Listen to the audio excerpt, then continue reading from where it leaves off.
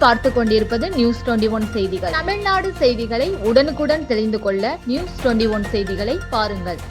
தேனி முல்லை பெரியாற்றின் கரையில் மகாலய அமாவாசை தர்ப்பண வழிபாடு. தேனி மகாலய அமாவாசையை முன்னிட்டு தேனி வீரபாண்டி முல்லை பெரியாற்றின் கரையில் ஏராளமானோர் வந்திருந்து தங்கள் மூதாதையர்களுக்கு தர்ப்பணம் செய்து வழிபட்டனர். ஒவ்வொரு தமிழ் மாதமும் வளர்பிறை தேய்பிறைகளை கணக்கிட்டு 30 திதிகள் கடைபிடிக்கப்படுகின்றன. இதில் அமாவாசை திதியின் போது முன்னோர்களாகிய பித்ருகளுக்கு தர்ப்பணம் அளித்து வழிபடுவது வழக்கம். புரட்டாசியில் வரும் அமாவாசை மகாலய அமாவாசை என்று அழைக்கப்படுகிறது.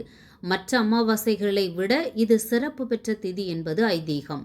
இந்நாளில் தாய் தந்தை வழி முன்னோர்களுக்கு மட்டுமல்லாது நண்பர்கள், ஆசிரியர்கள் என்ற இரத்த உறவு கடந்த பழக்க வழக்கத்தில் இருந்தவர்களுக்கும் இந்நாளில் தர்ப்பணம் கொடுப்பது வழக்கம்.